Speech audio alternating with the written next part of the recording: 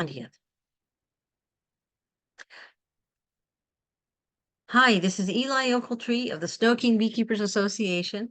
This is our August monthly meeting, August 20th, 2025. And we are going to start with a quick update on the fair. I promise not long. And then we'll start talking about winterization. And I don't know how hot it was today. It felt like 90 out there putting up the fair booth, but probably not actually that bad. Okay. Oh, the very first thing. If people can see my picture, I didn't even have time. Becky just dropped the t-shirts off. Oh, there they are. Okay, wonderful logo. I have to admit, people. Okay, and then on the back, as promised, one of our favorite sayings.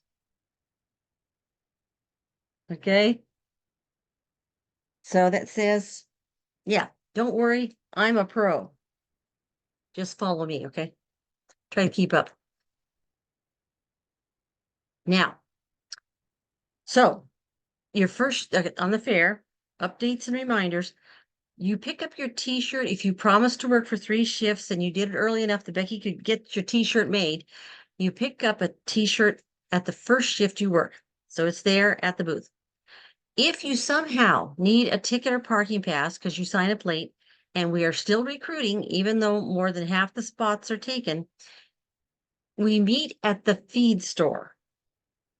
And if you go look at our last quick fair prep meeting last Wednesday, a week ago, we went through that, and we can bring the ticket and the parking pass over to you. You don't want to try to park in the parking lots first because they'll hit you for $15. And you can't change parking lots. That would be an in and out. So it's not like you could park in one parking lot of the fair and then change your mind. No, it's $15 each time. Update your honey list information. I keep forgetting to mention that. On our homepage, if you go to snokingbeekeepers.org, you will find up, it's a little bit down on the homepage. It says local honey, and we list people, our members, who are selling honey, wax, maybe hive hosting or hive consulting services, whatever you want to sell that's beekeeping related, your service, your product. We need you to update that because we print it out and put it on the table at the fair. We get constantly asked, don't you sell honey? Don't you sell honey? We are an agricultural display booth. We cannot sell anything. But we can tell everyone, and if your QR code is there and you take orders through your website, that's great. We have added to the volunteer prizes. I mentioned I think most of the additions are in the newsletter. There are still shifts available, particularly the evening shift, the 4:30 to 8:30, which actually can be a really nice shift. If you sign up and you're the only person signing up, don't worry, you won't be left alone. If you look at the whole schedule, you'll notice that I haven't signed up yet. I'm the floater, the fill-in. So I will come in. If no one else does, I won't leave anybody alone. It's no fun. And we've got a lot of shifts that we have 3 or 4 people for. And I think almost all of them have 2. So here's the website. It's in the newsletter. I keep putting it up everywhere. Go ahead and sign up. You can still sign up. Yeah, it's late to sign up for a t-shirt, but you still have a lot of fun and you'll have chances to draw for the prizes. Every shift you work as a volunteer gives you 1 chance. Now, some people, they're working, yeah, people signed up for 10 shifts. So, they got 10 chances, but it's an awfully good chance of winning something, especially this year. And I've got that on the next page. And we ended up with a sponsor, which wasn't planned. Guardian Bee Apparel has donated prizes for we can use them for anything. So we're using them for the volunteer shift drawing, some of them, and other items that we can sell at 25% off to members at the WASBA conference. We can't sell anything at agricultural display at the fair, But at the WASBA conference, we can sell. And if people wanted to buy them members before then, we'd be happy to, once we get the list, I have to get the list together. And then, I haven't found a person who's going to handle all the orders, which would be nice. Anyone volunteering to be in charge and just verify that people have paid, probably through our donate on our website would be the easiest. I will put out an email. How about next week? A fair update and how to buy the items if you are interested at 25% off, assuming that you didn't win what you wanted in the drawing.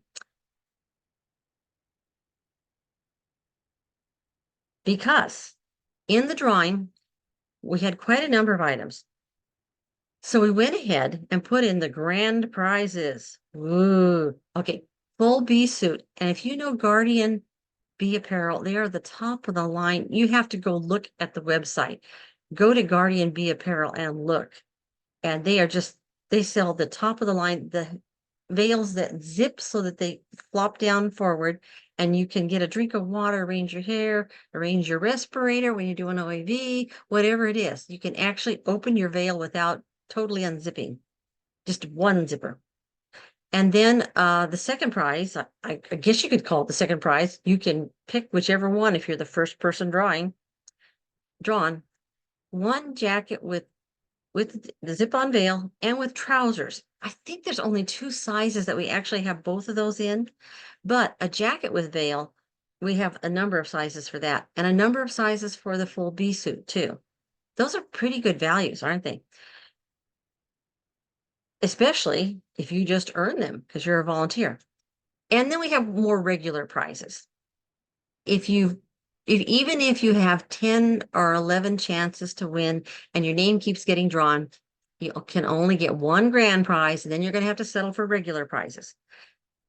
We have 5 gorgeous, huge canning quart jar size honey from Melanie. I don't know if she's on tonight, who's right down the road from me. So it's almost malt bee apiary honey. It's that close. And I'd say they're worth like $40. This is your whole 32 ounces. Wow. And she gave us 5 of them. We have beginner manuals that are print edition that we have to buy a certain number of certificates. We have about 8 of those available. And a lot of people took beginner way back and they would like to have the new manual in print. Great, we've got it. Apprentice, we actually have about 5 of those too. That again, people may have taken it. Oh, good heavens, I took apprentice 10 years ago. So for me, for example, that's quite an update to get one of those print manuals. We can give those away as a regular prize. And about 7 baseball style caps that are not actually sold by Guardian. They're a promotional thing and they're kind of cute. Oh, I didn't bring one in. I should have brought one in. And then we may have more things yet because we do sometimes just keep getting things. So I promised, let's see, any questions about the fair before I go on? I think that was the main things I had to say was that we have these prizes. Oh, and we will be displaying the Guardian bee suits on mannequins. Looks a little odd, but if they're going to give us this much, we're going to help promote their product. And it is a good product. Expensive, but a good product. Something to hint for Christmas or birthdays, etc. So winterization is a big topic. Are there any questions at all on the fair? There's the whole newsletter. We keep talking about it. And those of you who aren't part of SnoKing, if you're not members, I'm sorry. It's really, really big deal for us, the fair. It's our big social event of the year. No questions? Okay. And Wade arranged the donation of the Guardian Bee apparel. Thank you, Wade, who just logged on. And we went through and quickly explained it. Okay. And I will have pictures out probably in a extra newsletter next week. And is there anything in the chat? Oh, schedule of events at the booth. Not really. We are going to presentations about noon to 4, and we could use a little stage area, and we could do extraction, talk about varroa treatments, the parts of a hive. Sometimes people just stand there and say, ask a beekeeper, see if you can stump the beekeeper. That's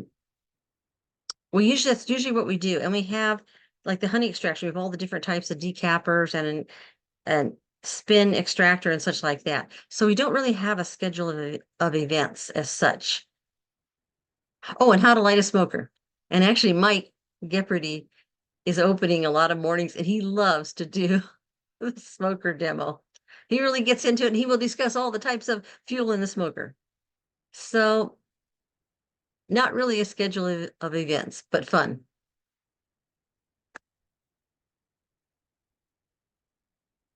Okay. Whenever we do winterization, you are all on different levels, and I know that, and I recognize it. But every year people say, aren't we going to have a meeting on it? And I think it was last year I tried to skip. One of the years I tried to skip, and everybody kept saying, you didn't have a meeting on winterization. So we've got some experienced people here. Aha, I see Michael and Tony, and I don't know who else is on here. Paul is on here, I think there was. And okay, they can all, I'm going to put out some ideas, and then you will find that there are lots of opinions, and they can add to, change what I say, and we can have great discussions. But I like to start with, I know some of you are very experienced, and all you want to do is have a little bit of a reassurance that you're on the right track and we're all doing this together. So quick reminders and overview for experienced beekeepers and for mentors, people who are helping other people get through their first winter. Treat for varroa and verify by counting. And some things that people forget. If you're going to use a mouse guard, it goes on before freezing weather. You don't wait till the mice have moved into a winter home and it's your beehive. You put the metal mouse guard on first, fixed in place with screws or nails or staples, or however you put that guard on the entrance before it gets cold. Straps and cinder blocks won't deter bears, but they do kind of help with raccoons, especially if you strap both ways. But I wouldn't bet on it with bears. And if you strap to your hive stand and it's cinder blocks, then that might help. Last year, and we've had 2 falls now that were warm and sunny in a row, and somehow the bees didn't do as well. There was also a cold dip, but there were a lot of different factors. And the most often reported overwinter failure is your bees make it through, but they don't quite make it the rest of the way. And I'm blaming part of it on the queen has too few bees left to really get the brood nest going in February or March. The varroa treatment, I'm just checking, let me check real quickly. I want to make sure I didn't forget anybody. Because I've got that stupid waiting room. Okay, I think everybody's in. That varroa treatment, did you do it too late or not enough and decide you didn't want to kill 300 bees? And so you didn't really do the alcohol wash, you didn't really check. And did your bees that didn't make it as a whole colony through the winter in enough numbers to help support that queen in getting that brood nest going in the spring, were they damaged as larvae because they were parasitized by the varroa, or as adults by all the viruses that the varroa vector? So that's something to think about when you're making those decisions about, oh, I don't feel like getting up early to OAV or staying up late to OAV, because if I do it early or late, I will get the best dosing of my hive because I'll fumigate the most bees. They'll all be inside. Okay, maybe that'll motivate you. Having an insulation or ventilation plan. And I tell people winterize in 3 stages, do things gradually. And when it comes to insulating, you put your top insulation on, and then maybe you reduce the entrance and the maybe you get rid of your top entrance if you don't believe in top ventilation during the winter. I don't personally, for example, I use the method called the condensing hive. Other people, they want to make sure that there is ventilation up there at the top. And then they wrap and so on. And then in the spring, it's important that you don't just rip everything off, all the insulation off simultaneously, open up all the entrances, and create suddenly a cold hive. It's too disruptive. It's too quick of a change. So if you put things on gradually, take them off gradually. And I'll come back to that in what I consider the 3 stages of winterization. And people are talking a lot about moisture and humidity. And I'm going to make the point that it's the condensation dripping on a cluster of bees that are in winter cluster and huddling to stay warm. That's the problem, not the humidity inside the hive. And that's a good one to get controversy going. There are people who are convinced that humidity is a problem, and I say no. But condensation is a big problem. So I advertise KISS. Keep it simple, students. All you have to do is 4 things and your bees will overwinter. All you need is, my picture looks like it froze up. Oh, no, there I am. No, my picture froze up. See, I shouldn't be looking at myself. Keep it simple, students. 4 things. Dry housing, relatively dry. I'm not talking about bone dry, but there's no leaks. There's no cracks. There's nothing leaking in, no rain leaking in. Fed, if they need feed, or if you don't know, feed them anyway. Treated for varroa and do no harm. It's like the Hippocratic Oath. Do no harm. Don't do anything that's crazy and experimental unless you're willing to risk your bees. Then the basic rules, you probably have heard these if you've been through winterization talks. A deep's worth of bees at the bottom, about 10 deep frames worth of bees, trying to start your brood nest and your bees at the bottom, and trying to have a deep's worth of stores at the top and maybe a little on the sides of that where the bees are when you start the winter. Bees often move very rapidly to the top, but if they do that, they're going past the stores on their way up, and they are in contact with those stores and can eat them. Now, sometimes there's confusion about liquid and dry feed. You feed liquid feed as long as you possibly can. Dry feed, dry sugar, syrup and dry sugar, so liquid and dry. Dry sugar is the emergency feed. It's not that easy for the bees to use. It requires water, which sounds funny because we are so worried about condensation in the hive. But if there isn't enough condensation, the bees can't dissolve the sugar easily and take it in. They actually need a certain amount of water. And even to eat honey, uncap it and eat honey, just think about trying to swallow honey straight, very much of it. You'd need some water too.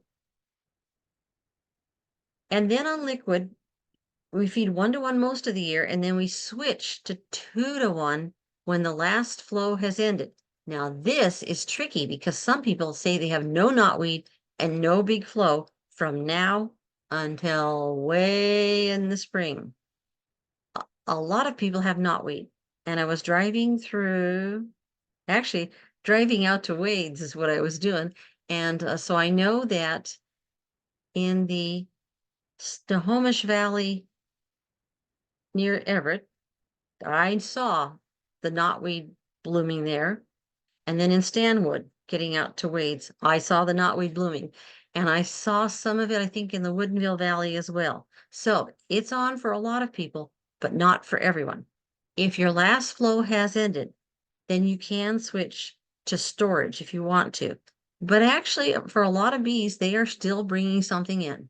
They still have something coming in.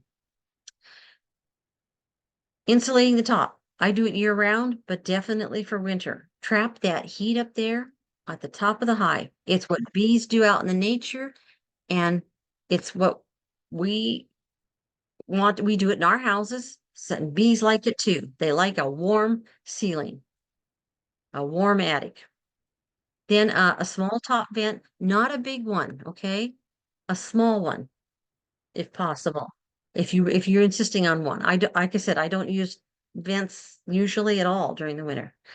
Solid bottom board, or you slide the slide out board in. And this one, I know there's going to be at least one person here who says, no, no, no, you have to leave that slide out board, that might count board out. I just don't want holes in my floor. I have a hard time with that. But I'm not going to tell you that it doesn't work for you in your microclimate. But I suggest you start a first winter, try sliding the board in. And leaving no extra empty space when you start winter, because at the end of the winter, there's going to be a lot of empty extra space. And that is difficult for the bees to move air around so that it doesn't get moldy. And to ventilate, and they do that throughout the whole winter, even when they're in cluster, they're creating a little bit of a heat, convective current. And then as they get more active, but there's smaller number of bees in that larger space. So if you can take out extra space now, and I'll talk about that quickly. Why do you have extra space after your bees grew and grew and grew? Because now we're kind of going down in population. Now some of the nectar got eaten up. Now some of the 2 frames of nectar got ripened down into 1 frame of honey. You can end up with extra space very soon. The other caveat, my last caveat on this page, is colonies raise brood until the weather actually freezes in this area. As far as I know, they just do. It is a temperate climate, not an extremely harsh climate in a lot of ways, and they will raise brood. I suspect that my bees don't give up raising brood until almost December. And maybe last year, the last brood was emerging at the beginning of December. And then they start up again by the end of January. So they don't take a very long complete brood break. They seem to be raising a lot of the time. Okay, I went through that once. That's kind of the big overview. Now, I'll try to go through it in the order of the steps you're taking. This is your beekeeping management fall in late August, September. Varroa. Last monthly meeting was on Varroa. I think I go back to that and check it again. You have to test and decide to treat. And Varroa populations, no matter how you treated earlier or tested earlier and got 0, 0, 0, suddenly there's Varroa in your hives now. It is one of those mysteries of beekeeping. And if you don't, that's great. If you verify with alcohol wash and a couple of times and you're sure there's no Varroa, then you don't have to treat. But it doesn't seem to happen at this time of the year. The knotweed flow, that determines whether you are going to continue to feed 1-to-1 or you're going to switch to 2-to-1. And you have to assess your colonies, and that's a very pedantic word. I wasn't sure what that meant when I started beekeeping, and I've had to really think about it. You have to assess your colonies, the queen, the population, how many bees, how much there is in stores of honey and of pollen, and then you have to make decisions.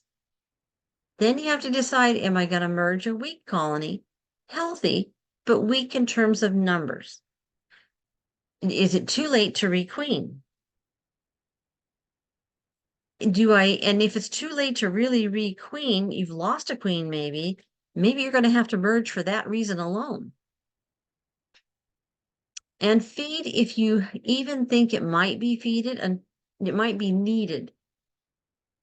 This is a hard one because some people say, no, you don't need to feed. Well, if you're not sure and you put a little extra sugar in, it won't hurt them. Usually, getting honey supers off if you want to harvest them. You can leave full honey supers on above the brood nest if you choose to. If you have any doubts, you may want to leave it on, whatever honey's up there. But you can't leave empty spaces. And sometimes there's a few empty frames here and a few empty there. And by the time you collect up the empty frames, sometimes you can reduce your hive stack by a whole box. Sometimes you have a couple extra frames and you can't leave them in there, so you're going to have to decide to store that honey or even nectar. If you freeze it, it won't ferment. Or if you're sure your hive is healthy, you might use it to boost another hive that has a little empty space, and you could replace it with a frame of nectar, pollen, something. Sometimes your winter location is not your best location in the summer, and vice versa. So some people relocate their hives about now. It can be the wind, it can be the lack of sunshine, there's just too much shade. It can actually be inconvenient too. Some people, the best sunniest spot is where their kids play all summer long, so they move the hives out of the play space during the summer, but it's the best sunniest spot to overwinter in. And so they put the hives back. And moisture control. It's really, we want condensation control, but everybody calls them moisture shims, so that's probably a good thing to call them. So I talked about Varroa last time. I don't want to talk a lot about it now. I love doing Q&A on it. So if you missed last time or you didn't understand something, you still have questions, talk to me.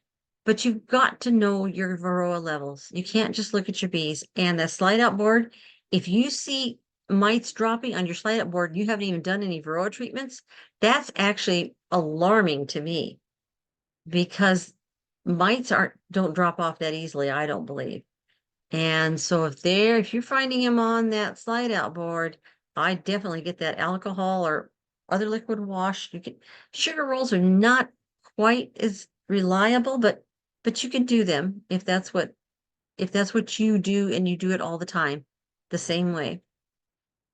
The other way people monitor their Varroa levels, I don't think we're putting it in the literature yet, but what we do is we do 2 doses of oxalic acid vaporization close together.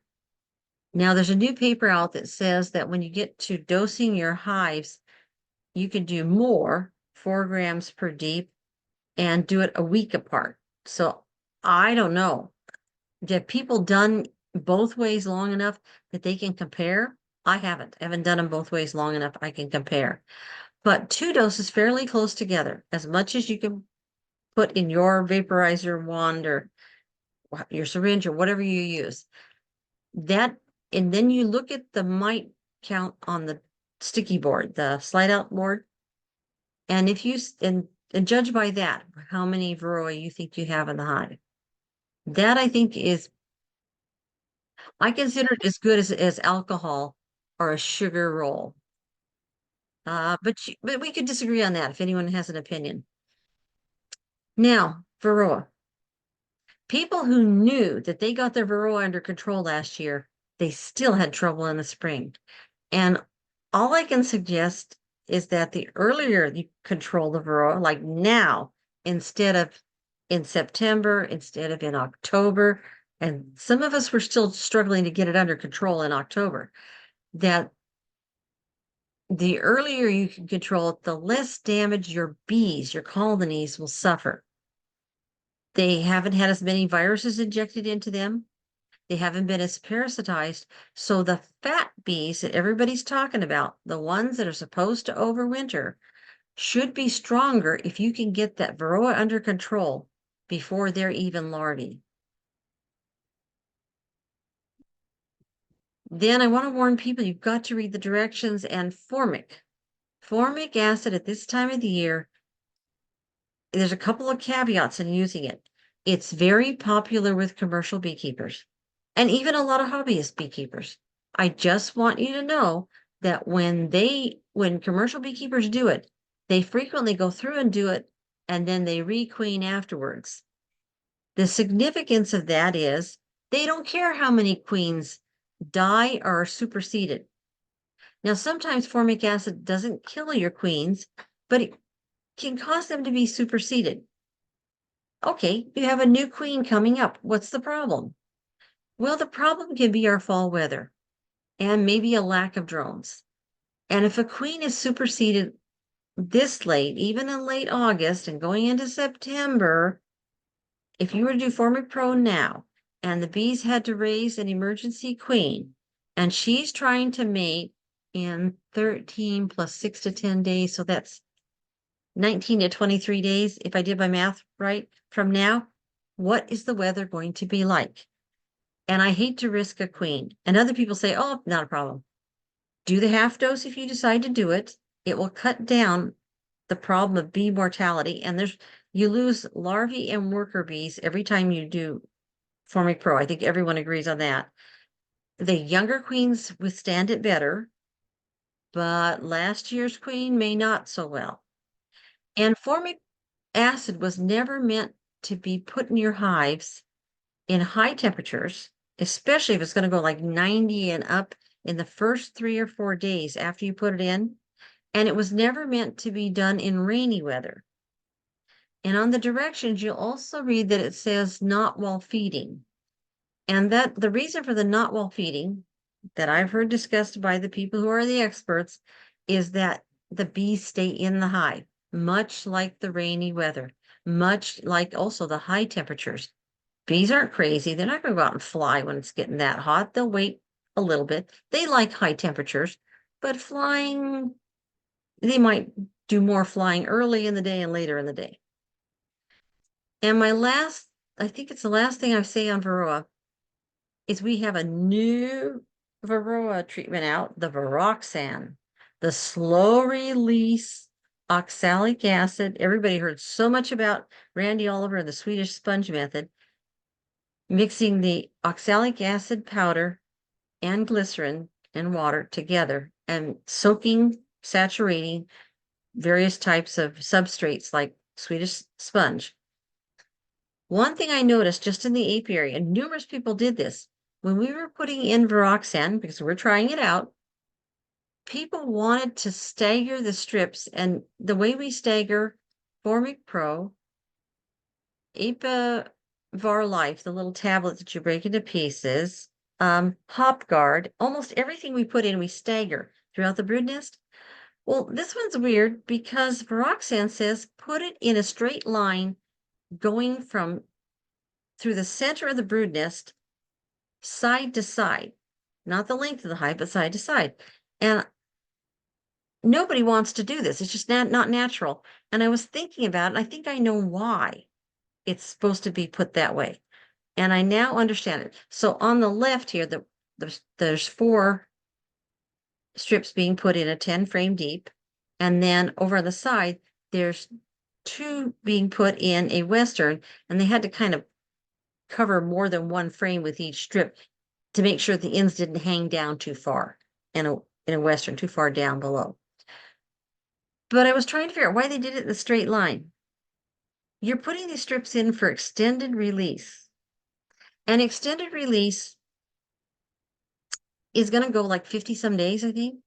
And then you're supposed to take the strips out. Well, the brood is most likely to stay in the center of the box. And that is probably the best place you could put the Varoxan, is as close to the center as you can. Also, if you do go into the hive while you've got the Varoxan in there and the brood has moved, the directions say move the strips with the brood. It actually does say that for a number of other things too.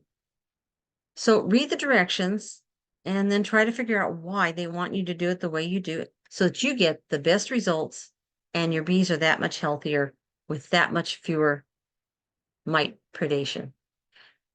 So last meeting, we went through all these. These are your options. Reading clockwise, starting in the upper left, Formic Pro, Varoxan, ApiGuard, the gel, ApiLife Var, the little wafers you break apart, ApiBioxyl, which is the official beekeeping form of oxalic acid, and then HopGuard.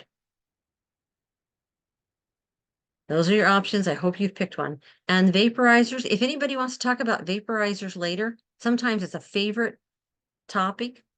I don't really use the wand much anymore. The upper right one actually works better than the lower right one, which has something called a glow plug on it and draws a lot of current. And it needs a stronger battery than the one on the upper right. I have the upper left, well, the malt bee apiary now has the upper left, the $500 Viroxan, and I think that middle one is the lower, the $250 or so, Laura Bees one. What did I say? Viroxan? Laura Bees is the name of the brand of the $500. As a matter of fact, it's written right on there. You can kind of read it. And then of the other one, there are cheaper ones. The bottom left, I tried, and that one kind of works corded. I have a corded version of that that worked after I sent it in once for repair. Basically, I haven't found the knockoffs were worth the time and trouble. Now, went through Varroa. Now we say assess your hives. And if you're like most beginners, it's like when they tell you to inspect your hive and your eyes kind of glaze over and you walk out and you say, well, the hive's there. It's still there. It's standing.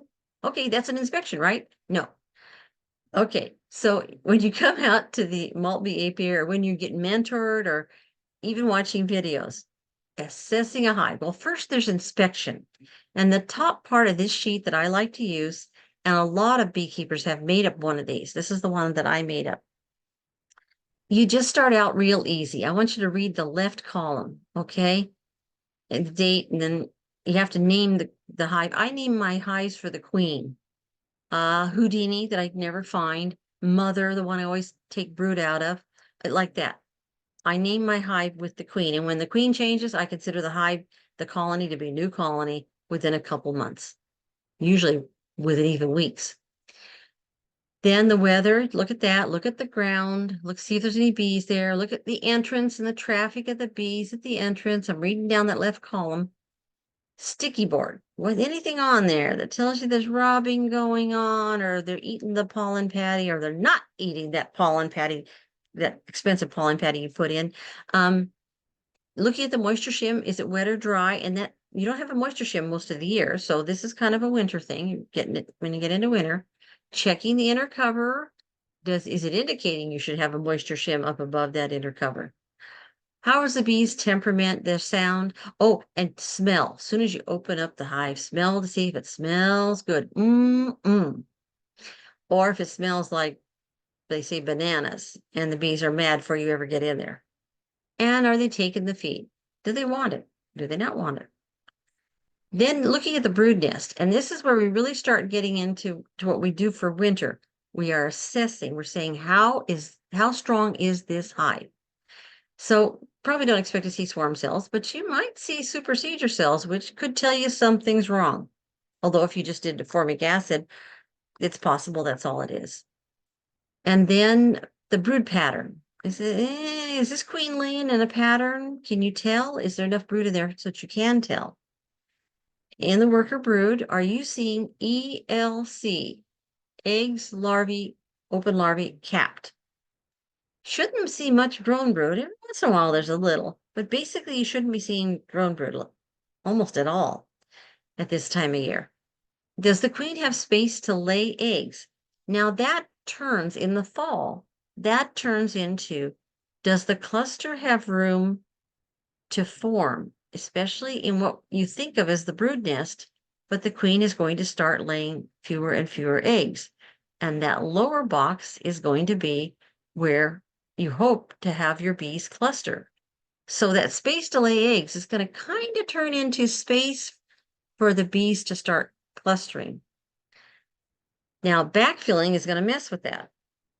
But a lot of bees, because we're in dearth, are cleaning the nectar out of the brood nest, even without you needing to do something about it. It was a worry before, but now if there's a little bit of dearth, they may be cleaning out that nectar and cleaning it up. Did you see the queen? If you saw eggs in the correct places and they looked right, you're not worried, right? And that's an important part of this assess. Shouldn't be seeing queen cells.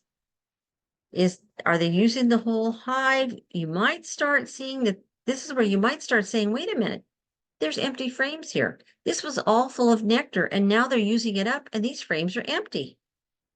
And you might at times, especially within the next month, find you could take off a whole box if you had like 3 or 4 boxes up. by the time you take the honey off and then take the empties off that they've been cleaning out, and 2 frames of nectar automatically ripen down to 1 frame of honey. But they also are often eating it up at this time of the year. And they'll eat up the nectar before they'll dip into their capped stores. You should see 2 or 3 frames of capped honey no matter what. At any time of the year, there's not an active nectar flow.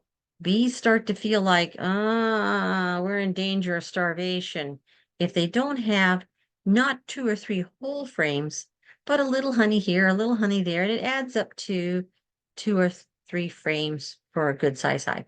They expect to have that capped. Now, the very bottom part is I only use this twice a year. This bottom part that I put the red outline around. And what this is what's really called an assessment. You look at it and you say, how many frames, how many bees do I have of each thing, each type of frame? And reading across, do you see open brood, fat white, well, our eggs and larvae, capped brood, sort of capped over, pollen. And at this time of the year, you often will see more and more pollen as the nectar flows slow down, unless you have a great knotweed flow. And nectar, you're going to see very dark nectar if it is the knotweed. How many frames do you see of capped honey? And how many are just flat out empty? And this is what, if you aren't doing it yet because you're still in knotweed flow, still have a fair amount of brood, we might have an extended warm sunny fall. You will be doing this soon. So be thinking along these lines. Could I take out the empty frames? Or, can I get rid of maybe a whole box and get down to 2 deeps or 3 westerns high? I hope that makes sense. And that's the way I think it. So that's the way I wrote it out. And anyone's welcome to this form who would like a copy of it. So what I said, kind of to recap it, assessing your hives, you're going in, you're looking at the queen, laying pattern, ELC, eggs, larvae, capped brood. Total population of bees, too. How many bees are there? Is it a strong hive? Then that space to lay, and sometimes people say this as honey bound. And for a long time, I couldn't understand what they meant. And what they meant was there's backfilling in the brood nest. I think that's what people mean by honey bound. Okay, somebody can explain it if that's not really what people mean. And that space to lay in the brood nest actually ends up being space for the cluster to occupy those empty brood cells and to form. And if it has some honey in it, I think they can eat that for early in the winter and keep that space for themselves. Then stores. Again, I was looking on this frame at honey and pollen stores. And can I get rid of any of the empty or half empty frames or boxes? As you get closer to it, the weather looks like it's going to turn really cold, and you have nectar in frames. You can actually, I don't know if anyone's ever done this, to get more space in your brood nest. You can take nectar frames, turn them upside down, and give them a good shake into the box right before you close it up. You don't want to set off any robbing, and that actually knocks the nectar out of the frames that you want it out of. And the bees will clean it up and probably store it better the second time. They probably won't go put it back in the brood nest. They'll probably store it in the honey supers where you want them to store it. Now, the queen problem. Losing a queen at this time of year is tricky because raising or introducing a queen takes time, and it's very difficult to do without young nurse bees. If you end up in a situation where the queen's been missing for a while and there really isn't any capped brood that's going to emerge and become young nurse bees, you may want to merge. Merging may be a better choice than trying to requeen. And if you need to be thinking this through, this is out of Larry Connor's, I think it might be his Queen's book. He wrote a number of paperback books on swarm control, swarm essentials, queen essentials, like that. He wrote a bunch of books. And in it is a table like this. And you have to think, how soon is the weather going to turn? Do I have time for the workers? If I don't have a queen, maybe I put eggs and very young larvae in there, and the workers take that female worker egg and create a queen by feeding it royal jelly nonstop. But she won't emerge until 16 days after the egg was laid. Well, then if she's skipping down here, if she's going to mate, if they were going to get from that egg to mating, now you have to add on here. It says 28. If you find the 28, and then 16 days for that queen to form and emerge from the cell. And then she needs 6 to 10, better give her 12 because the weather's variable for mating. And she still hasn't laid any brood. How many weeks do you have before the weather changes? And in this climate, I honestly don't know. You have to take your best guess. So this chart is an interesting chart to look at. Happy to send it to anybody. And of course, it's in the recording here. A queen calendar sometimes helps people calculate this out too. Do you have enough time? If you don't, maybe it's time to merge. If the hive missing a queen is healthy. Feeding. Okay, that's the queen problem. You have to face that, make decisions. Now you have to make decisions about stores. You looked at them. You saw how much honey and how much pollen and how much nectar that might get eaten up and never turned into honey. Now, when do you switch to 2 to 1? And I'm saying when you figure there's no more honey flow and the weather's going to turn. Then when do you switch to dry feed? And this is a matter of controversy.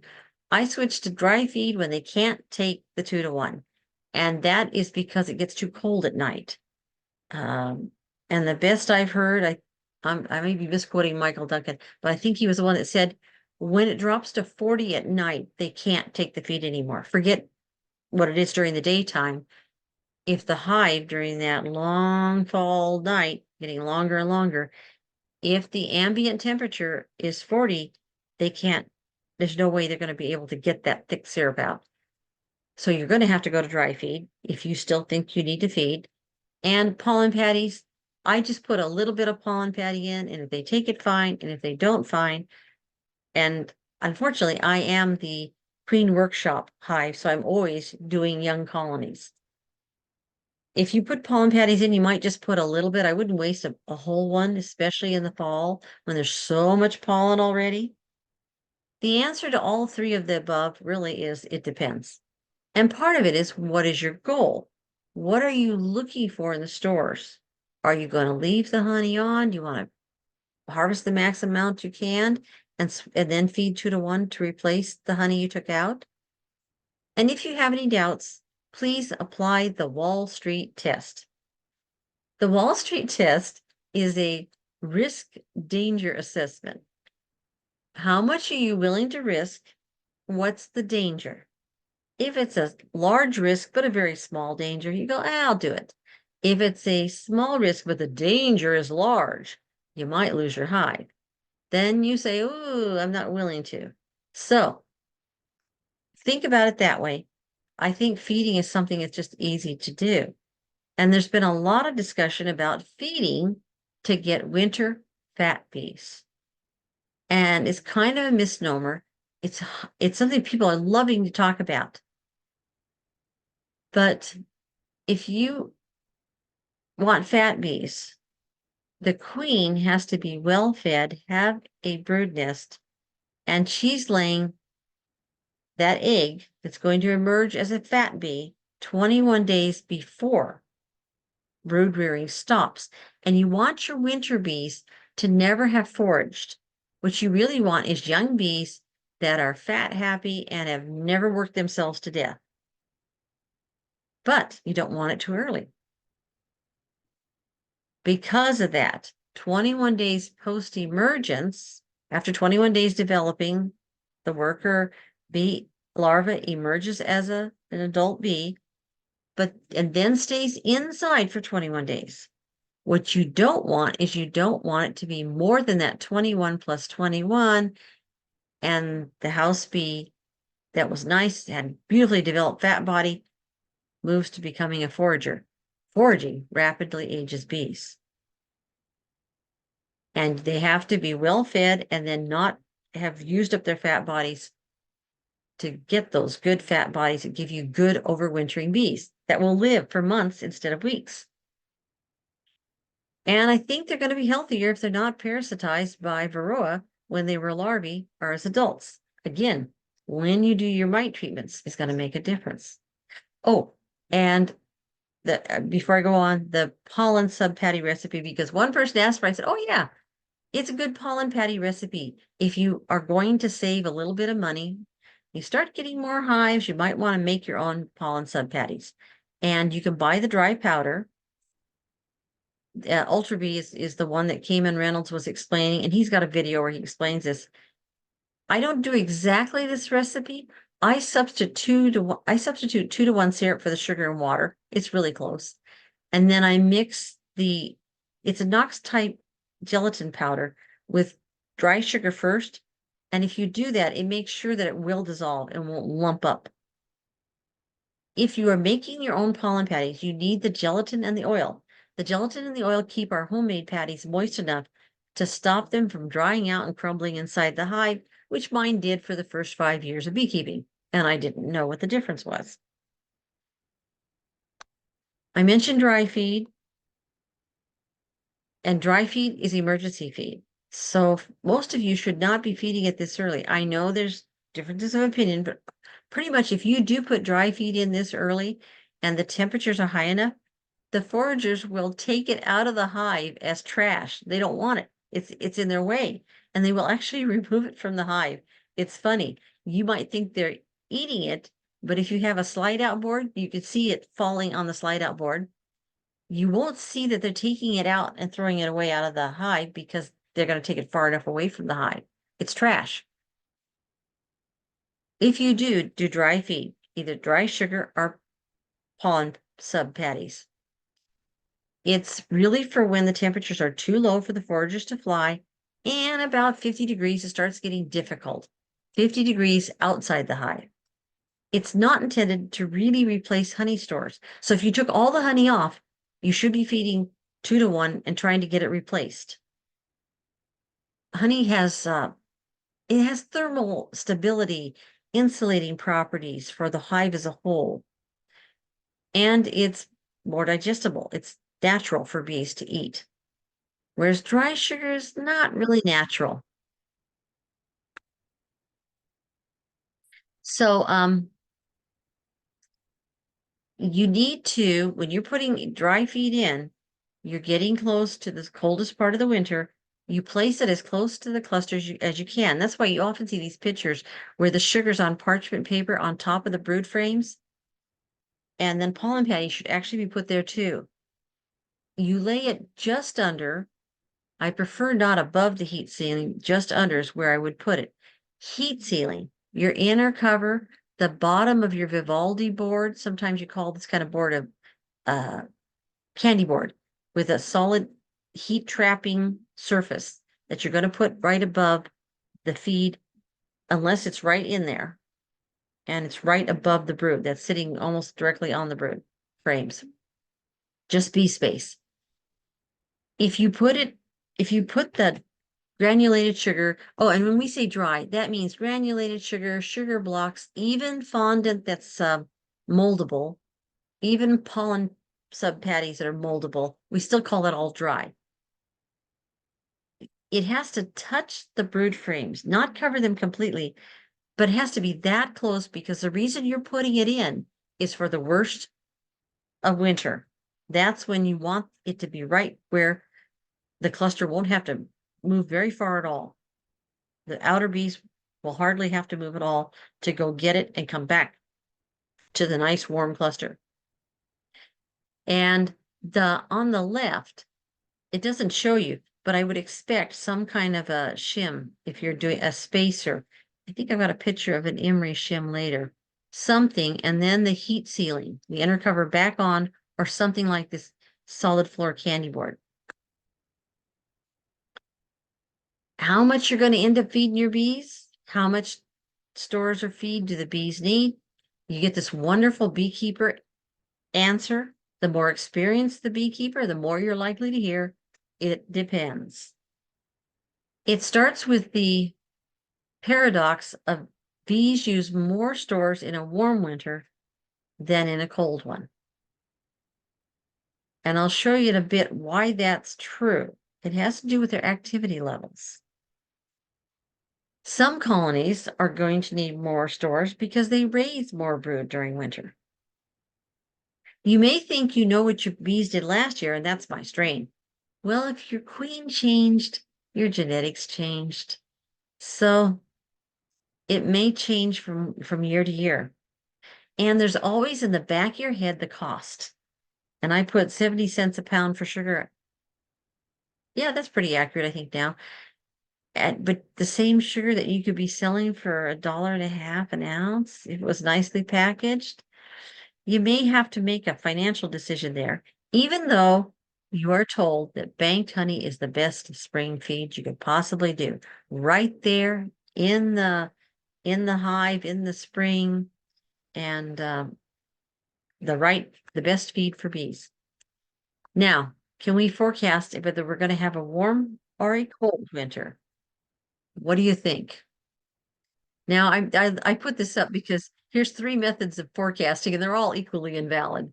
I think, the bands on the little teddy bear caterpillars, how wide this band is, the Farmer's Almanac, whether your cat is resting with its paws tucked in or paws out. I've heard that one to predict a cold winter. And then the weather worm. And if you're not familiar with the weather worm, it's a craft little kids do. They braid up some yarn and they put this little notice on it. And the notice says, it's silly weather worm. Can you read it? It says, hang me outside. If I'm wet, you know it's raining. If I'm white, you know it's snowing. If I'm moving, you know it's windy. And actually, sometimes weather forecasting is like that. So, how do you really know how much to put in? And I talked about a warm and a cold winter. What's the difference? The graph on the left, it talks about, if you read the y-axis, it says colony metabolic rate. That means how much honey are they consuming?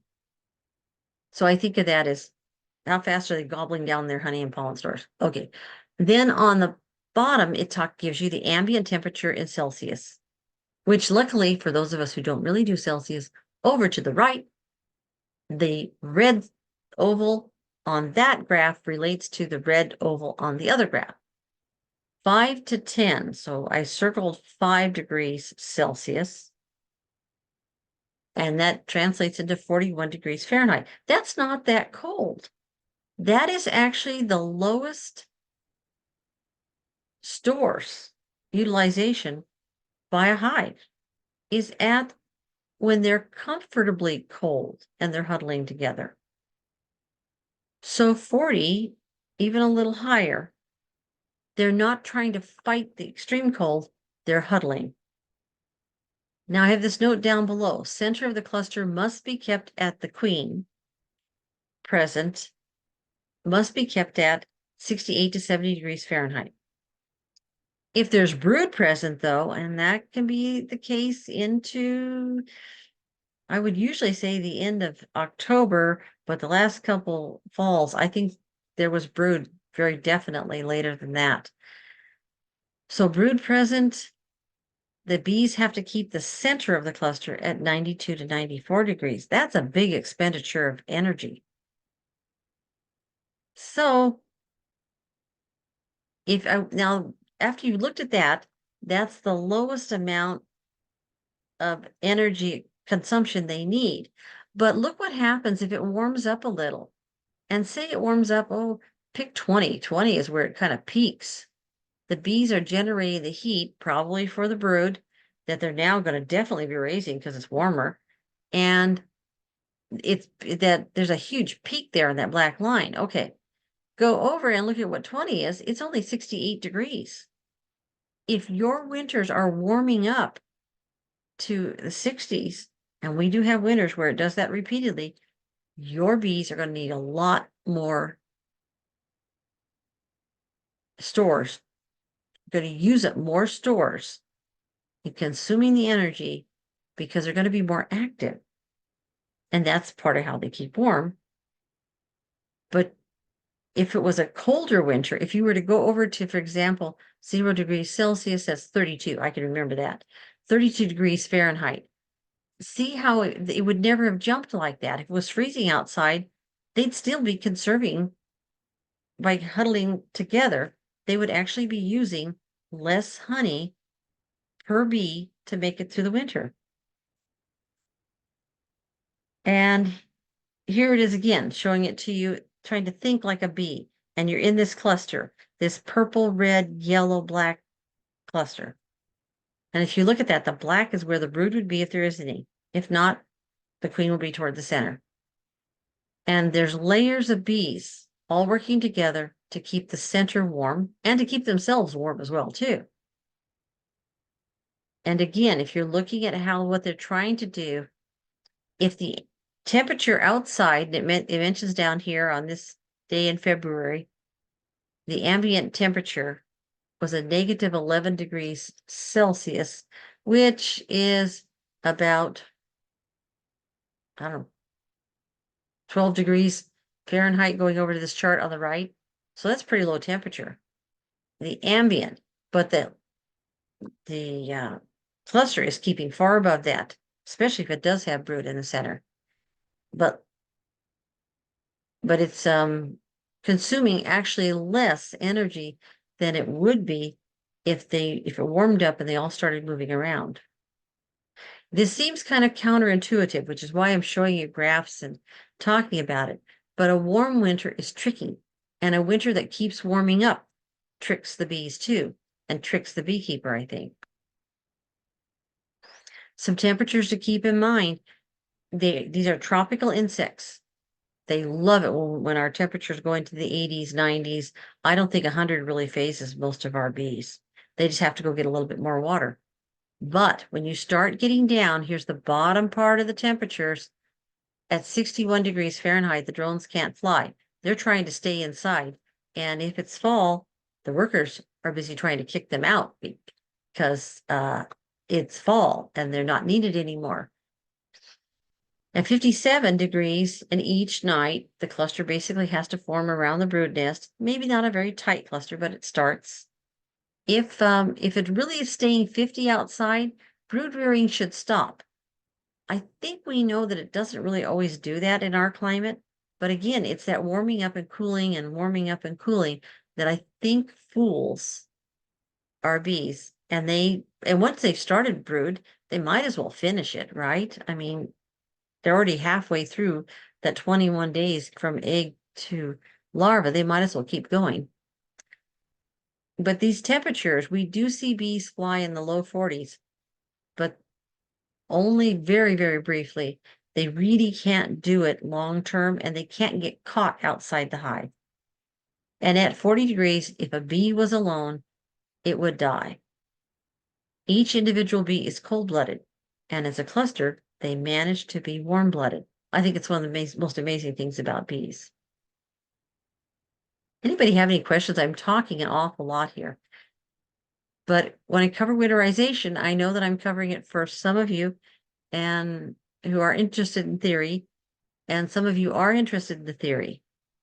So I'll kind of maybe speed up a little on cluster, and I can always come back to any of these slides. The cluster is not a fixed concept. It's dynamic. If the winter warms up, the cluster can expand. If it gets colder, the cluster can contract. And this is important because there's some movement in the cluster until it gets really cold. They can follow, the bees as a cluster can follow the heat up. They need to be in contact with the stores unless it really warms up enough they can move well. the temperature of the air inside the hive is actually really close to the temperature of the air outside the hive, the ambient temperature. So this is kind of interesting because it isn't necessarily the cold that kills bees. The lowest survival temperature, the coldest temperature at which bees could survive, depends on the number of bees, the health of the colony, are the stores present and can they get to them, and then how long it stays that cold. So there's a lot of factors, and that's why beekeepers are always saying, it depends. This year was different than last year. So relaxing a little because it's kind of intensive talking about clusters and temperatures and all that. I know it's a lot of theory. Removing the empty space. If you are trying to think about it and saying, why would there be empty space? Expect empty space because you spent, they overwintered, hopefully in like 2 deeps if you've overwintered. If not, hopefully you'll manage to have 2 deeps worth of wax drawn out and bees in stores, and you'll have that strength just in sheer numbers and good health and good nutrition to take you into the spring with those 2 boxes. But now one of them's probably pretty well empty. That's why you don't want to start out with too many empties in the fall, is the bees are going to eat up the stores. There's going to be fewer bees that make it through the winter. And so there's going to be a lot of empty space in there. Then going into the summer, they're going to fill that box, the second box back up again. And then you add extra space for them, right? And maybe you do equalizing or splits or whatever. And so you're adding on all these boxes, but then you need to start taking them off for the fall. So this is just a nice visual of what you do without even thinking consciously about it. And so you should expect to have empties pretty soon. I'm going to skip to the Varroa treatments chart and happy to send it to you. It was in the last monthly meeting. Oh, and just that more bees are going to be able to stay warmer more easily.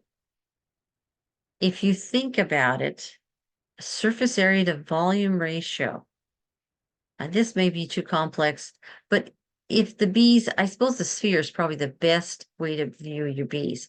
A small sphere of bees, look at it. There's so few that are in the center that can really get heated. And on the outside, they're very vulnerable. But if you have a larger sphere, you can get a lot more bees toward the center. And percentage-wise, proportion-wise, there's fewer bees on the outside. Even though the bees are actually between the frames and they kind of look like the slices of this ball here.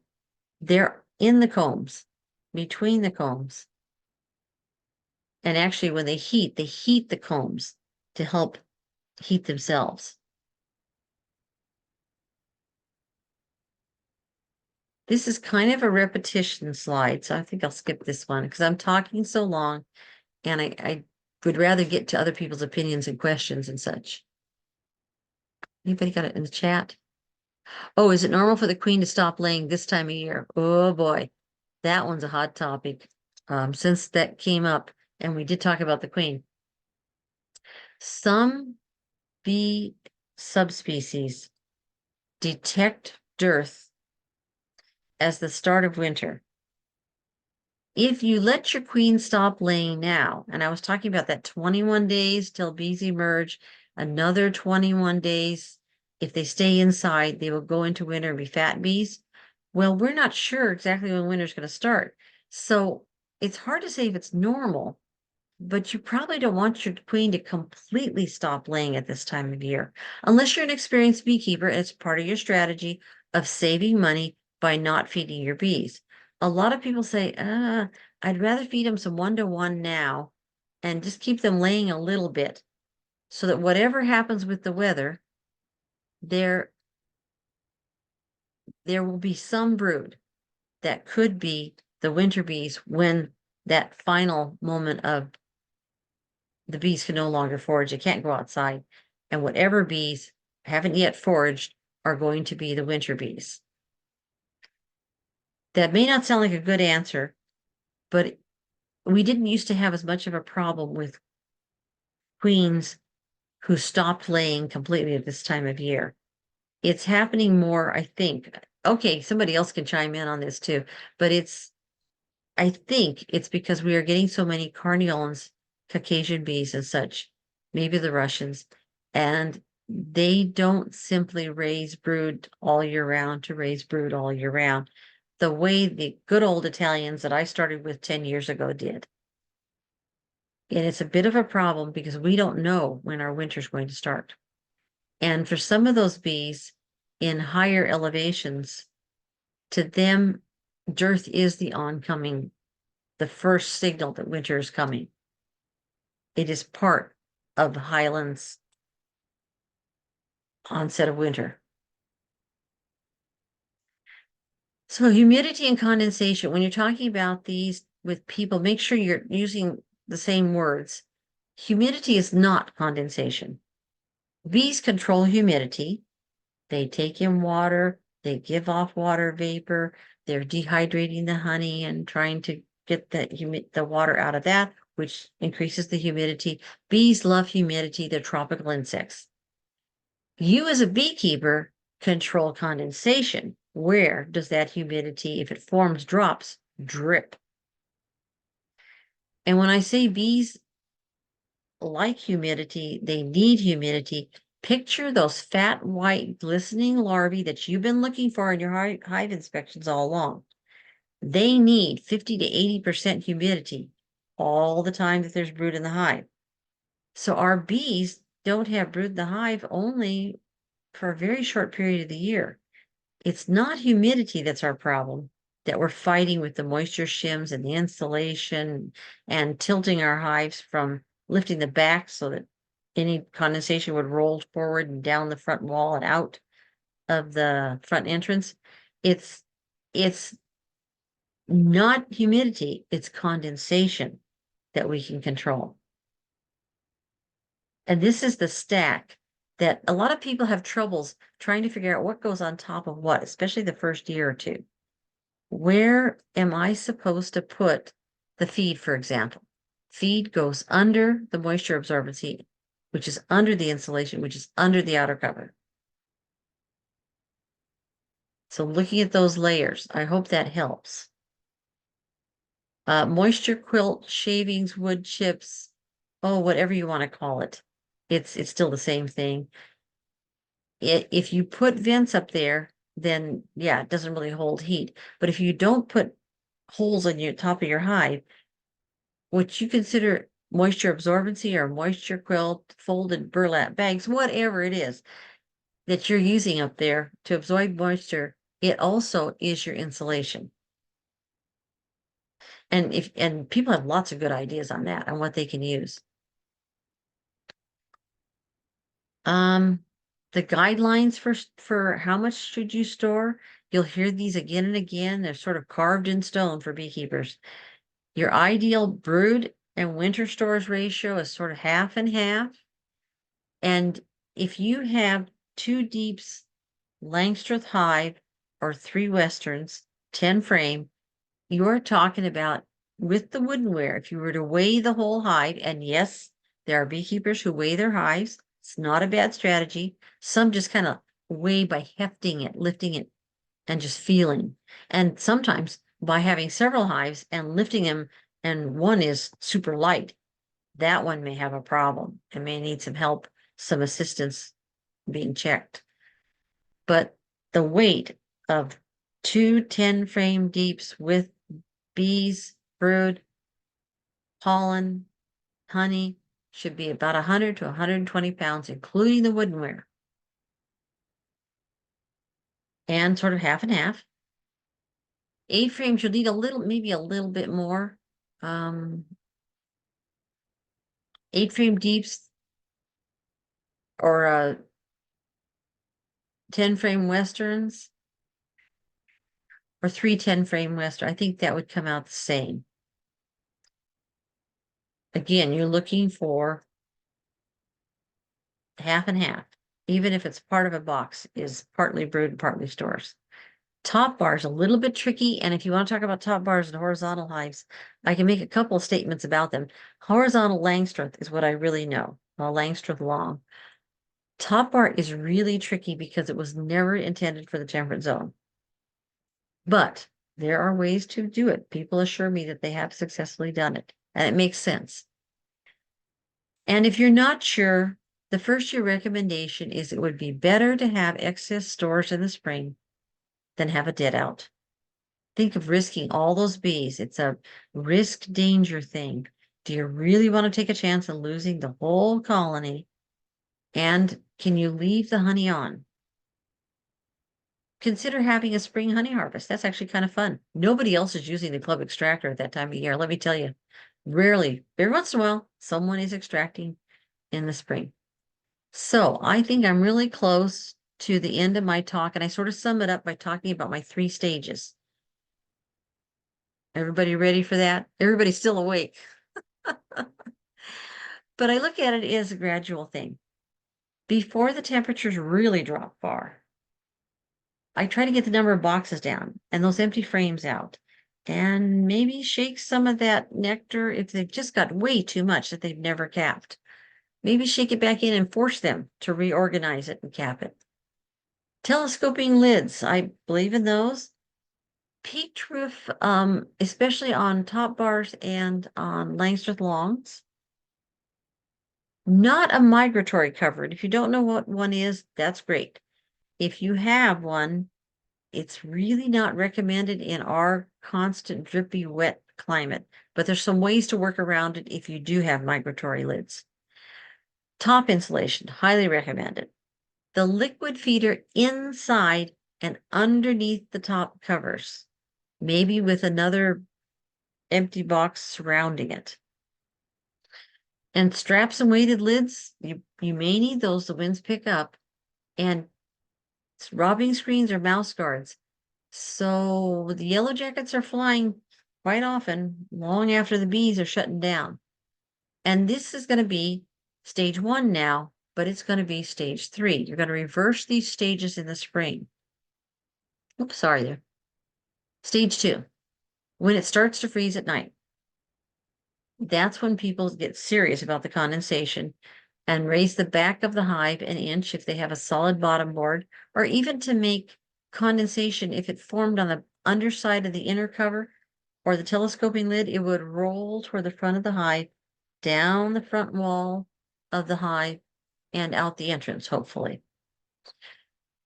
I put the mite count board all the way in, or you have maybe bottom boards instead. And when it's freezing, it's definitely below 40 at night. Take that liquid feed out. If you're going to put dry feed on, put it right directly on the tops of the brood frames or in a shim, either right under, preferably, or right above the heat ceiling, the inner cover or the bottom of your candy board or Vivaldi board. And then above that, the moisture quilt boxes. So you're already switching to dry feed and pollen patties. If you are going to use top venting, I recommend a very small one with that moisture quilt box underneath it, because when you do that, you actually create moisture. Most top venting does create moisture in the hive, create condensation and dripping. It actually backfires for most people, but some people totally believe in it. And I'm the or no top vent with top insulation and maybe even wrap. And stage 3 is that last, when it's really, the temperatures have definitely dropped down, the bees have accepted it's winter, then you wrap with the smallest entrance opening you can do to help protect your hive from being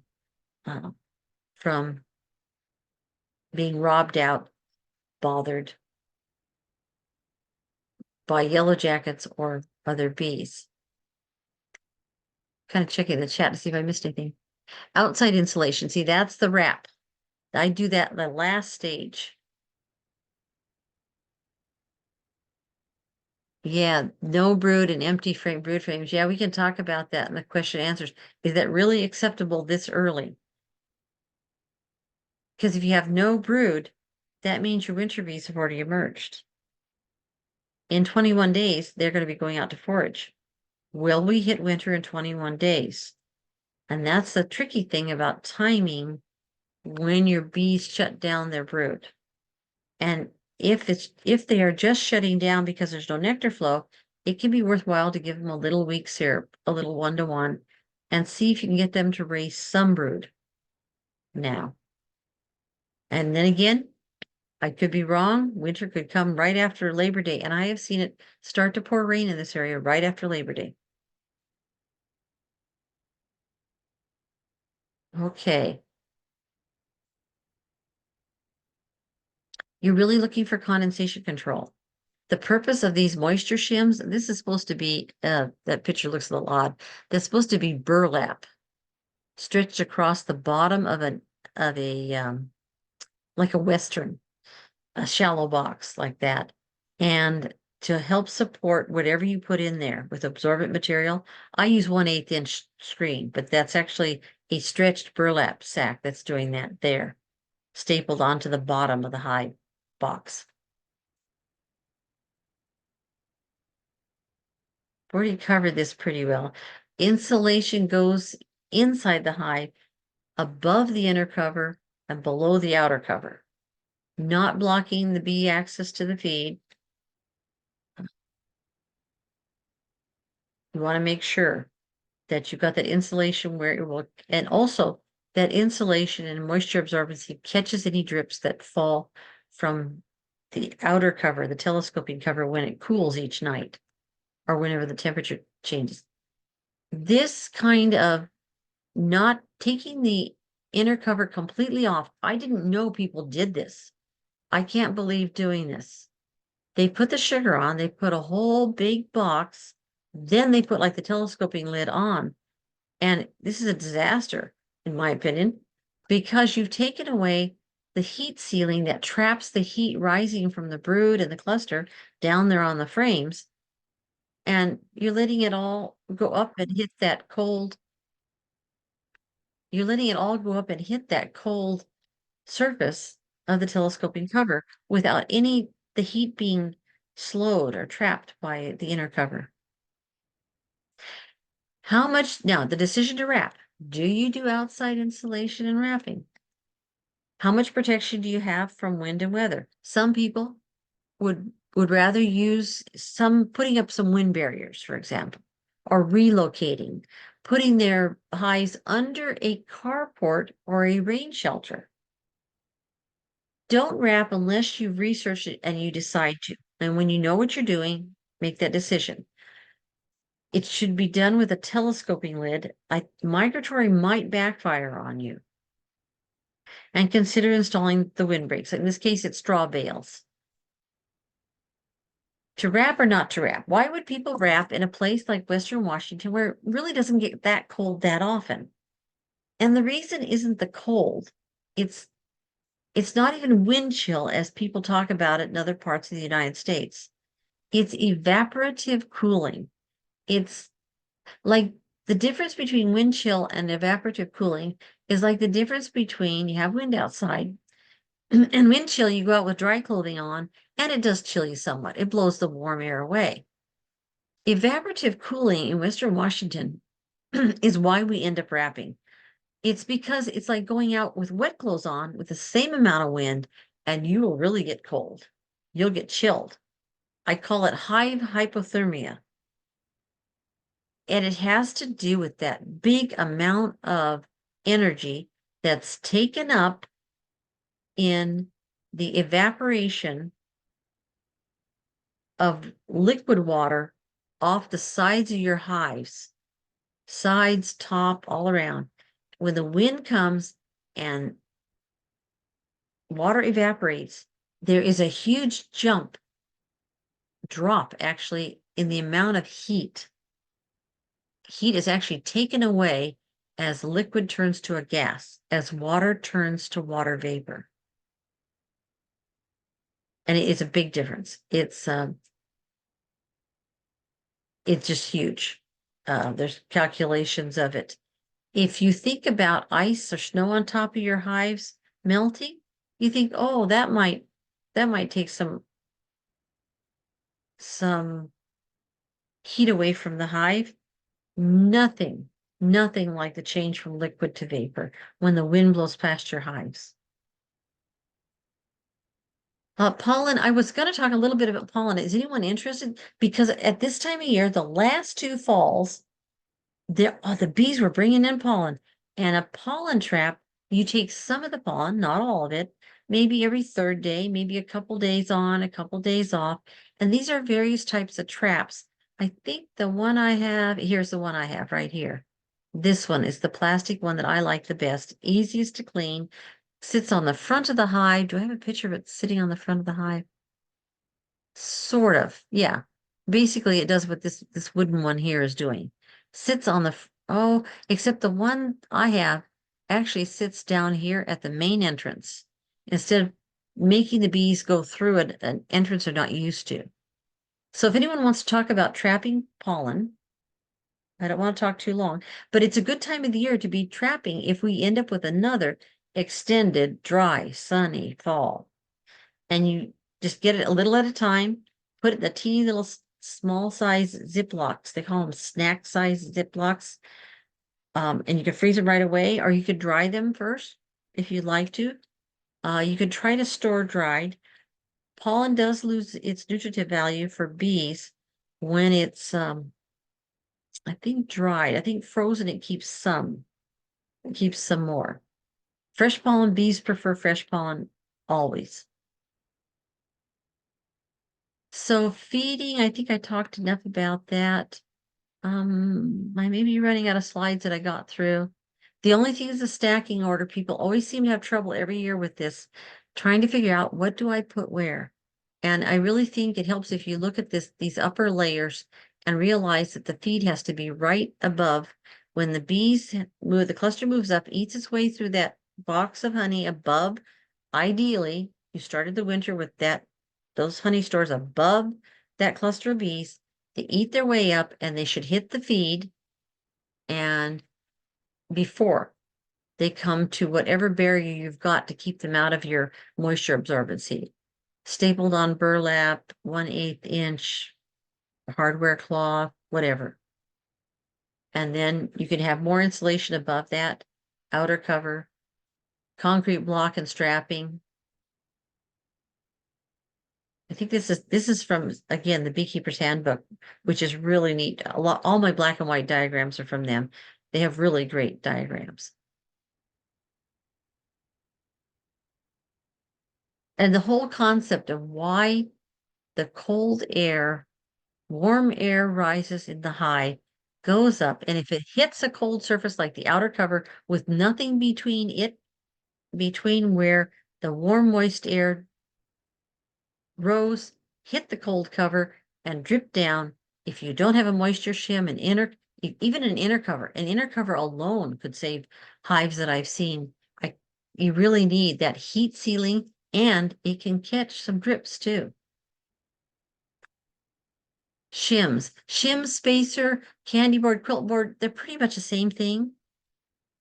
Some have a floor that performs the heat sealing that I've talked about, traps heat down nearer the cluster. I make most of my shims by cutting off the bottom of a deep when I'm turning it into a western. Down here are the measurements. A deep is 9 5/8 inch depth, the box. You could turn that into a 6 5/8 inch medium or western box by cutting the bottom 3 inches off.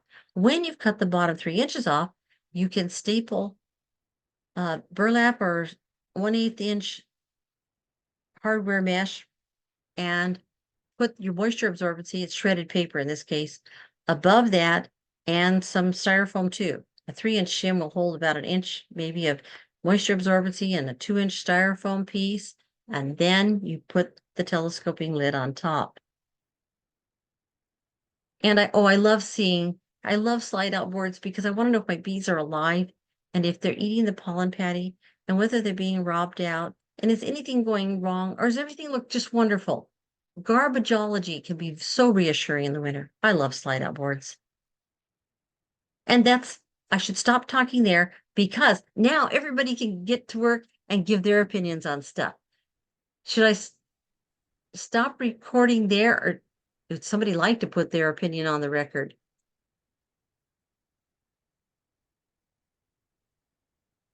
I was going to read through the questions on chat for you, Eli, if you, Okay. Yeah, I was trying to cover some of them, but I know I didn't get them all. right. Okay. So, you've got four. I'll just list all of them and then you can take them in whichever order you want to tackle them. Well, you can Steve, tackle them too, Michael. right. Well, Steve Howard, was asking about providing, water for the bees. Do we need to provide water in our area? Darius asked about mold inside the hives. Mike Anderson asked about queens stopping laying this time of year. And then the last question was about how often to clean bottom boards or dead beads in winter. So those are the four Yeah. questions. You can't really clean the bottom board, starting with the last one. You just Well, hook the dead bees out. You just reaching through the entrance, you just hook them out with a coat hanger, a dryer lint brush, what else? Hive tools, some of the hive tools. You can just take the entrance reducer out and hook the hives out, the dead bees out. And dead bees can sometimes they drop all at once. At the beginning of winter, in the middle of winter, after a really cold spell, and then there's nothing drops. But every once in a while, you do need to check that the bees can get out that front entrance, especially if you don't have a top entrance. And that is one of the reasons that people have that top entrance, little top vent. What do you think, Michael? Is that a good answer? Yeah, I would say no less than once a month. I mean, Yeah, um, just don't forget. yeah, no more than once a month. At least do it once a month, if not every couple of weeks. Hmm. Let's see here. Mike Anderson has a queen that stopped laying this time of year. Is it normal? Hmm. Yeah, Depends what do you on think? the breed of bees and depends on whether we're in dearth or not. Hmm. So maybe test, give them a little syrup and see if she lays again.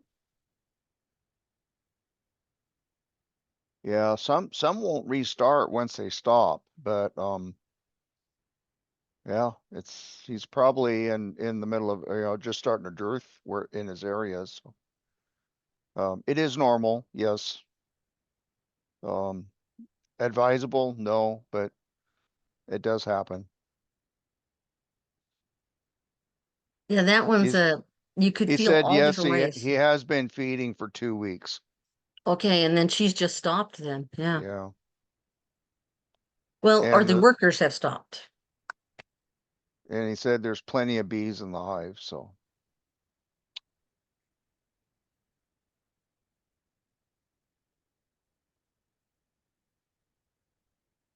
Mold inside the hive. See, I just don't get mold if I don't have upper vents and I have my system. Everybody has a system. I don't have high winds. I don't know what would cause mold. It depends on what's causing mold inside the hive. Lack of ventilation and lots of dead bees. So usually you don't Ugh, get mold ugh. until a hive is about to die out, and then the pollen will start getting moldy at first, and then all the dead bees in the bottom will mold. If you have a bad ventilation system, sometimes those two outer frames, like 1 and 10, if you had those Hmm. get moldy and Yeah. nothing else really does, it's not good, but they can survive that. Yeah, all the dead bees piling up on the bottom makes the grossest mess. Um, yeah, that's moldy and awful. But sometimes when people are talking about mold, they're talking about black mold, that your wood in the hive will turn black. I've never worried about that. But remember, there was a big thing about people living in houses that had gotten damp and people turned on the heat and the black mold bloomed. But I don't think bees have a problem with a little bit of blackness on the inside of their hive.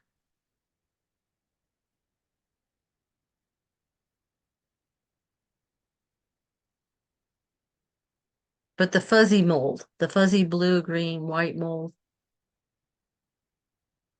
yeah, that shouldn't be happening. Not if you've controlled the condensation.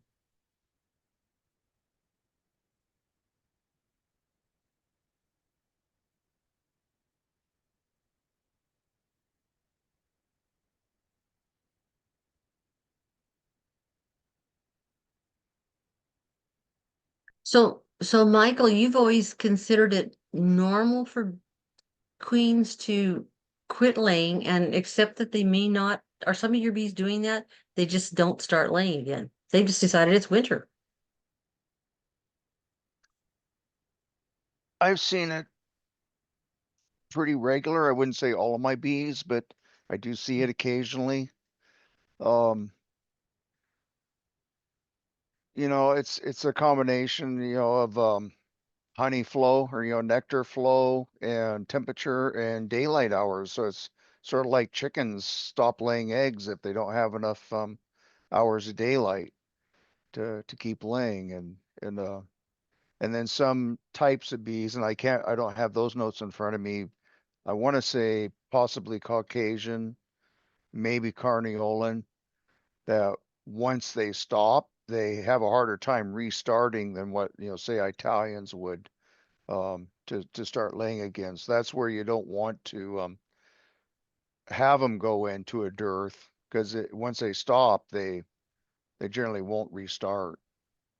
Or Yeah, it's I started beekeeping 10 years ago with the ones that you just had, they just would yeah, turn they it, never they'd stop. convert all stores. They never stopped brooding. We called it, I still call them the old Italifornians because they Yeah. were supposed to be Italian, but they were the American Italian. Darius has a really good question. Okay, you want to describe your hive setup in winter. It's very different, and you're a little lower than me, but you're still windy. You're still Western Washington. And yeah, you don't do hive setups the same way. So describing yours would be really good. Then we can get Tony, Actually, maybe. yeah, we are actually pretty close to the same. I mean, I've got my two deeps. I overwinter in two deeps. Hmm. The top deep is 10 frames of honey, period. In the lower box, I usually try to have at least 2 frames of honey down there, one on each side of the outside, mostly for thermal regulation. The inner cover, then I have a feeding shim on top of that, which I do put dry sugar on that board. In my 10 frame boxes, I usually put about 10 pounds. On my nukes, I put 5. I do put a piece of a very coarse coffee sack burlap over the top of that sugar, and the bees can still come up through the hole, feed on the sugar underneath the burlap, but the burlap helps absorb some of the extra moisture condensation that may come down from the quilt box up above. Then my quilt box, and I use the white animal bedding shavings in mine. And once a month, I'll check it, stir it. Yeah, if it's really saturated, I'll dump it out and replace it. But otherwise, no, it's just what Eli outlined. You got to have some kind of insulation on top. But you don't wrap, do you? No. Okay, see, and I do. The wind around here and also I'm not really top venting. I like the option. I like having the notch in the inner cover, and I could open that if I want to. I usually tape it over if it's there.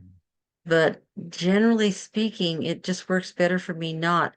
And when you're doing that, and you got 2 inches of insulation up above, then wrapping around with reflectors is not excessive.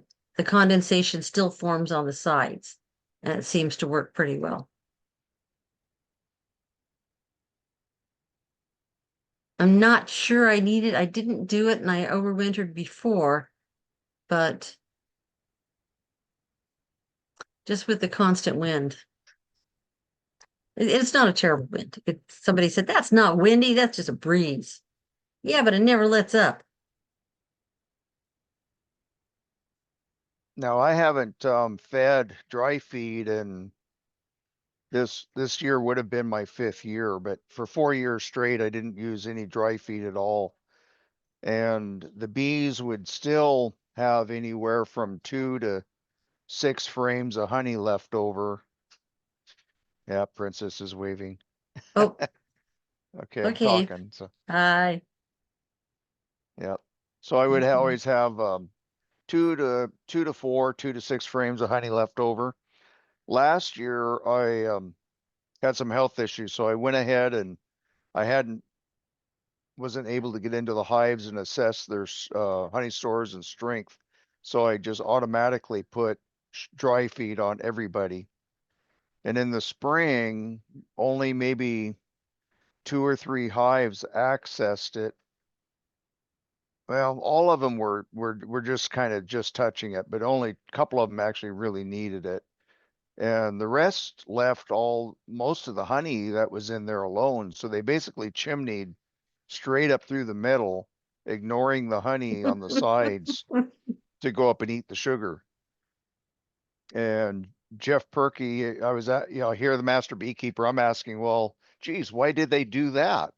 And Jeff, being a new guy, he says, well, thermal regulation. He said they wanted all the insulation on the outside of the hives, and they just went up and took the easy stuff on top so they could keep the sides insulated. And so it was like, well, duh, that makes sense. So I ended up with, out of 8 hives, I have 10 deep boxes of capped honey that was left over from that I had in the hives over winter, which I still have to finish spinning out. I've still got 6 boxes to spin. Yeah, I guess wrapping the reflectix around, just making the sides a little bit warmer, they might go out to the side a little bit more. Possibly. I guess thinking about it, maybe that is part of why I do it now that I've been doing it a while. I don't think I have had any mold issues on like, number 1 and number 10, the outer walls turning into getting molded. I don't think I've had any since I started doing that. And then Steve Howard's question about water. Does anybody feed water to the bees in the winter? Because they have the condensation inside the hive, I've always relied on that. And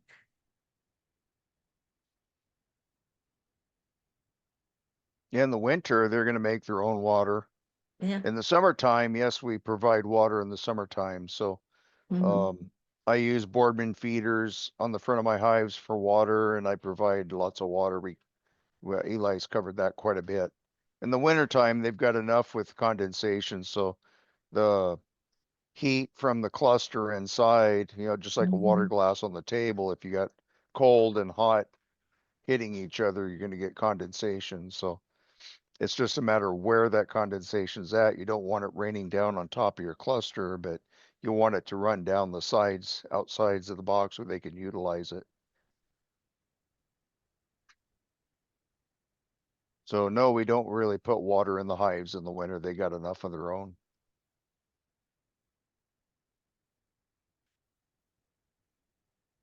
Yeah, winter was my question, so thanks. Yeah, no, we don't put any in there. They've got it. Our humidity is so high here, there's plenty of moisture, and again, plenty of condensation. I wonder if on the other side of the mountains, when they get really cold, dry for long periods, but then it would freeze if it was really cold. So, Hmm. I mean, if you tried to do a board bin feeder, for example, Right. No, we can't even do it here. The jars will break. yeah, it would You know, if be, it yeah, freezes and then the jars break, and yeah, that would be. so as soon as we get our first frost, I'm emptying all the jars out that are on the boardmans. I leave them on there, but I just empty them all out. So there's nothing to freeze in there.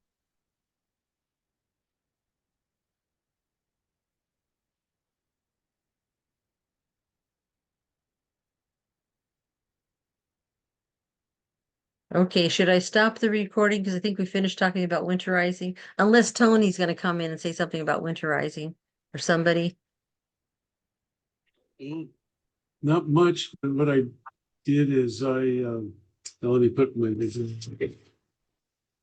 uh, yeah, I treated today or yesterday, and yeah, I got mites all right. Um, but my bees are doing good, and I'm already going to start making candy boards. And I haven't done that with my apple maze, but I'm going to do it this year because I was real successful with it with my woodenware Langstroths before. You know, putting a candy board with a hole in the center, like the size of a drinking glass, and putting it on top of hardware cloth frame, and it worked really well. And I have videos of the bees. Maybe I should send those to you, and you can see the bees that are crawling around up there, eating the sugar and stuff. Yep, you're gonna have to take all these shorts you take of various things that you do with your bees. I really want you to splice them together. You said you got the software, so you're gonna do it, right? I got the software. Yeah, it's just making the time for it because, oh man, well, the last 4 days, I I brought in 4 totes with about, let's see, 10, 20, 30, 43 supers. 10 of them are deeps. Yeah. I mean, and they're really heavy, as you can imagine. So I'll be spinning that. And you saw the video that I sent you? I didn't take time to really look at it. I am so backed up. We start the fair at 10 o'clock tomorrow morning and we're still not ready. Gosh. Well, basically, I bought these springs from Hill Company, and it was like about Mhm. $100, and they're really easy to put on the 3 legs of my max stent 3/6 frame extractor. And I have a digital voltage regulator on there, so I can slowly turn the thing on. And before I couldn't go past 71 volts. I don't have a tachometer, but eventually I'll get a tachometer and tell you how fast that's spinning. But what happens, we get power surges, and if it goes above 71 volts, man, that thing starts, that extractor just starts jumping all over, becomes very violent. And I always had to bungee cord my honey bucket. And the first time that I did that, I had it in the shed and I had a blink camera on it. And I thought it was late at night, and I thought, well, I'll just check. And that thing, it actually almost tipped over. And I did get some honey that went on the ground, and I collected it and gave it to my bees. But I put this thing on in the video, you'll see. Um, I started 71 volts. I raised it up to 88, and I could have put it up even higher, and it spun to beat the band, and there was like no vibration at all, no violent. That thing's a game changer for me. That'll take hours of extracting off down to like minutes.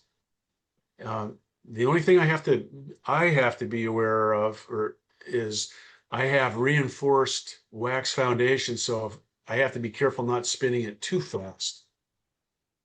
And I'll make a video of that too, and when I start doing that. Okay, thanks. And then Jeff, Jeff's ear's supposed to have been burning because he came on right after we were talking about him.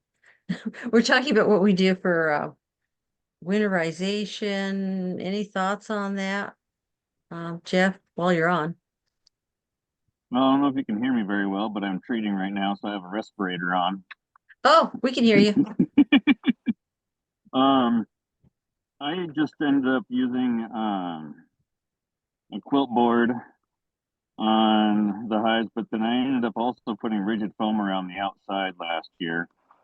And one of the hives did really well. The other one didn't make it, but it was also really small going in, and so we kind of expected it wouldn't make it. So it just couldn't handle the moisture in the hive. They couldn't take care of it and get it out, keep it warm enough. This year, I'll probably insulate some of them, but probably not all of them. Some of the ones that are really strong, I probably won't insulate just because they have enough bodies to keep it warm. Mm-hmm. But I'll probably still do the quilt boards on all of them, and then just check the shaving to make sure that if they're getting too wet, just swap them out. Yeah, thinking about it, that's part of why I went to wrapping, because I ended up with so many small hives that I was overwintering after getting through the queen rearing workshop and yeah, getting the hives built back up to I could overwinter them at all. So I think that was part of it. I do smaller hives than a lot of people do. Yeah, and then with feeding over the winter, I ended up just doing dry sugar. Mm-hmm. but I didn't want to just like sprinkle it on top of newspaper or whatever else. But I've got the round feeders that go on the top that are like a bundt pan kind of shape, and I just put the dry sugar right in that, and it kept the frames clean and kept the sugar from falling down in between frames. And the bees were already used to using those anyways with the 1-to-1, and yeah, they did fine with that, using that for the sugar method, and it just kept things clean. And then if there was any leftover come spring, it was still all just nice and tidy inside of that feeder, and yeah, and that seemed to work out really well. Yeah, that solves the problem of loose sugar, which is how I think people Yep. end up making fondant, is because you Yep. don't want to end up with a bunch of loose sugar in spring falling all over the place and attracting ants and whatever else. And also the loose sugar helped with absorbing some of the moisture as well. Mhm. By the springtime, there wasn't really loose sugar left in there. It was all pretty hard and kind of stuck together. So anything that was in there, I could still break up and put into with water and use that as 1-to-1 feeder in the early spring. So it's not like I'm wasting it, throwing it away or anything. I can just dilute that down and let it dissolve inside of some water and just feed it to them. Yeah, being able to reuse it, that's great. Anybody else want to talk about winter? I don't know, Paul, I know you've been keeping bees forever, but I don't know if you want to say anything. And then Ty is on here too.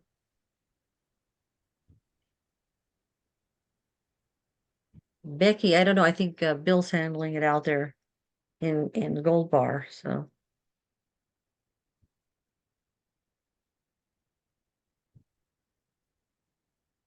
I'll go ahead and stop the recording, then I probably should have